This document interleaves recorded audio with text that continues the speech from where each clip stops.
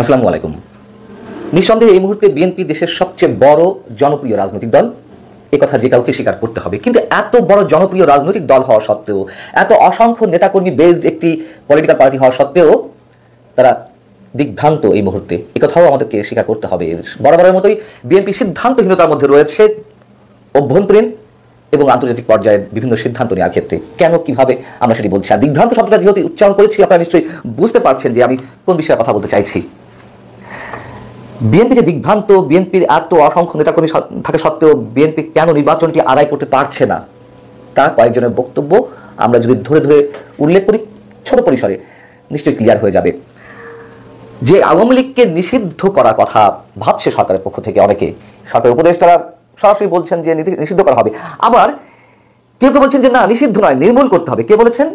সরকারের স্থানীয় সরকার বিষয়ক মন্ত্রণালয়ের উপদেষ্টা আসিফ মাহমুদ সজীব ভুঁইয়া।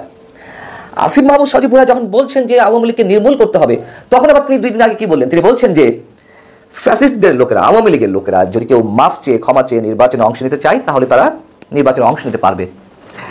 বিষয়টা খুবই সিগনিফিকেন্ট। এবং আমরা তো জানি যে আওয়ামী লীগকে ভাগ করার চেষ্টা চলছে। একটা খণ্ড, 2টা খণ্ড নয়, আরো বহু খণ্ডে বিভক্ত করার চেষ্টা চলছে। একটা গ্রুপ হবে যারা শেখ হাসিনার নেতৃত্বে আওয়ামী লীগ করতে চায়, তারা দৌড়ানির উপর থাকবে। আর একটা গ্রুপ আছে যারা মাফ চেয়ে প্রকাশ্যে আসতে চায়, রাজনীতি করতে চায়, আওয়ামী লীগের রাজনীতি করতে চায়, হয়তো তৃণমূল, ওই তৃণসেবা ইত্যাদি ইত্যাদি নামে আওয়ামী লীগ নতুন করে আসবে, সেই একটা গ্রুপ। আবার একটা গ্রুপ আওয়ামী লীগ থেকে বিচ্ছিন্ন হয়ে নতুন যে কিংস পার্টিগুলো আসবে, তাদের ভিতরে বিলীন হয়ে যাবে। আবার স্বতন্ত্র দামি ইত্যাদি ইত্যাদি নানান নাম নিয়ে তারা প্রকাশ্যে রাজনীতি করবে। যাই হোক, চলছে তো, এটি স্পষ্ট হয়ে উঠেছে যে আওয়ামী লীগকে ভাগ করার চেষ্টা করা হচ্ছে মূলত 2 ভাগ। এখন এই যখন মন্তব্য করলেন আসিফ মাহমুদ সজীব ভুঁইয়া, তখন বিএনপি মহাসচিব মির্জা ফখরুল ইসলাম আলমগীর কি বললেন মঙ্গলবার? তিনি বলছেন যে স্থানীয় সরকার বিষয়ক উপদেষ্টা যে মন্তব্য করেছেন, তার থেকে এটাই প্রমাণিত হচ্ছে যে তারা এখন নিজেদের স্বার্থে ওই ফ্যাসিস্টদের জায়গা দিতে চায়। কথা সত্য। It is dangerous. তার মানে কি আমরা এটা মনে করবো যে তারা সরকার থেকে তাদের দল গোছানোর জন্য বিভিন্ন রকম কৌশল নিচ্ছেন? মনে করার কোনো কিছু নেই, কৌশল নিচ্ছে, এটাই বাস্তবতা। এবং সেই কৌশল নিলে আমরা তা হতে দেবো না। মির্জা ফখরুল ইসলাম আলমগীর বলছেন এদেশ মানুষ তা হতে দেবে না। এই যে হতে দেবে না, করা যাবে না, এই যে হুঙ্কার, একরকম হুঙ্কার। একই দিন মঙ্গলবার আমির খুসরি মাহমুদ চৌধুরী আরেকটা অনুষ্ঠানে বললেন সংস্কারের গল্প বলে কালক্ষেপণের কোনো সুযোগ নেই। কখনো বলে আনুপাতিক হারে নির্বাচন, সরকারের কথা বলছে, কখনো স্থানীয় সরকার নির্বাচন, এরপর জাতীয় নির্বাচন, তারপর তারা সংস্কার করে যাবে, শেখ হাসিনা বিচার শেষ করে যাবে। এই সমস্ত কথা বলার কোনো সুযোগ নেই, তাদেরকে সেই জায়গায় কেউ দায়িত্ব দেয়নি। মির্জা ফখরুল আবার এক জায়গায় বলছে যে মানুষের মধ্যে তো সন্দেহ সৃষ্টি হয়েছে এই সরকার আদৌ নির্বাচনের বিষয়ে আন্তরিক কিনা।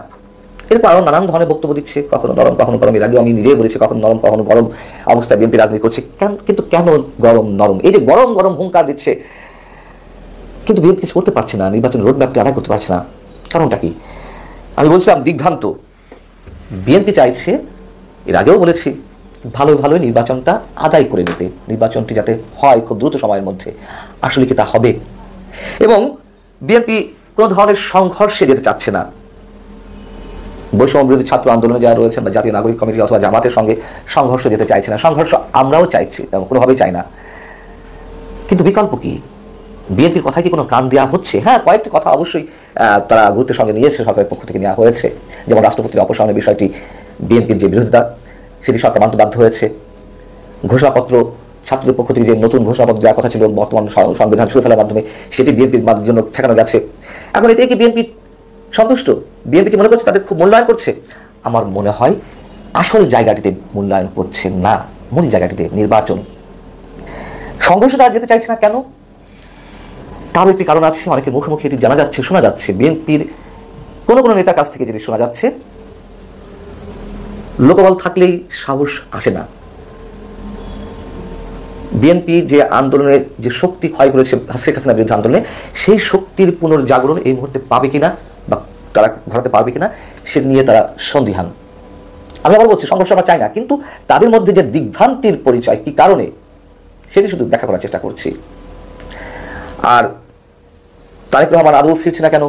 খালেদা জিয়া ঈদের পরে ফিরবেন, আদৌ ফিরবেন কিনা, তা নিয়ে তো নানান ধরনের প্রশ্ন রয়েছে। সবচেয়ে বড় কথা হচ্ছে একটা এক্সাম্পল, বিএনপি যে পারছে না সঠিক সিদ্ধান্ত নিতে, নানান ধরনের ইকুয়েশন মেলাতে গিয়ে তারা কোনো স্থির জায়গায় আসতে পারছে না।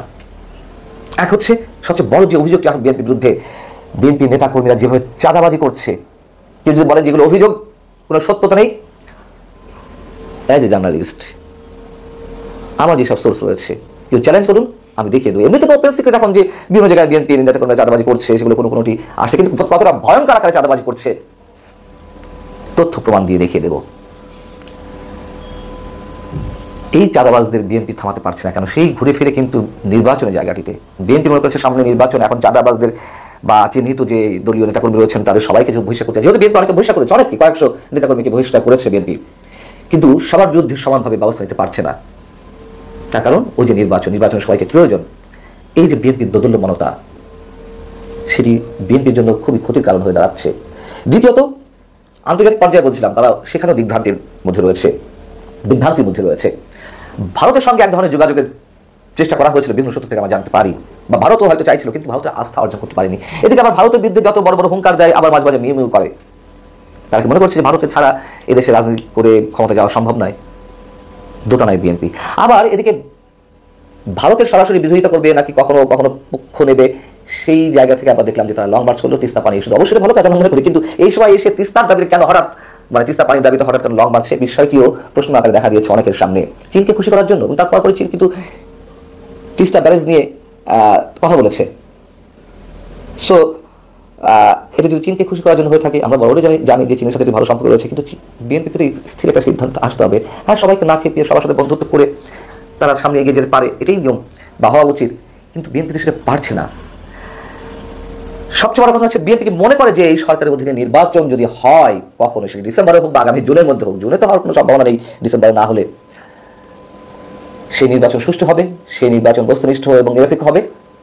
অনেকে মনে করেন এর কোনো ভিত্তি নেই, কোনো ধরনের কোনো প্রশ্নই নেই নির্বাচন নিরপেক্ষ হওয়া। তাহলে বিএনপি কি করবে? সেটা বিএনপির সিদ্ধান্ত। এত বড় রাজনৈতিক দল, 3-4 বার রাষ্ট্রীয় ক্ষমতায় থাকা, তারা যদি এখন বুঝতে না পারে যে বিএনপি তারা নিজেরা কি করবে, সেটা বলে দেওয়ার দায়িত্বটা আমাদের না। শুধু ভুল ভ্রান্তিগুলো, বিএনপি এখন কতটা বিভ্রান্তির মধ্যে রয়েছে সেগুলো একটু তুলে ধরার চেষ্টা করলাম। আল্লাহ হাফিজ, ভালো থাকুন সবাই।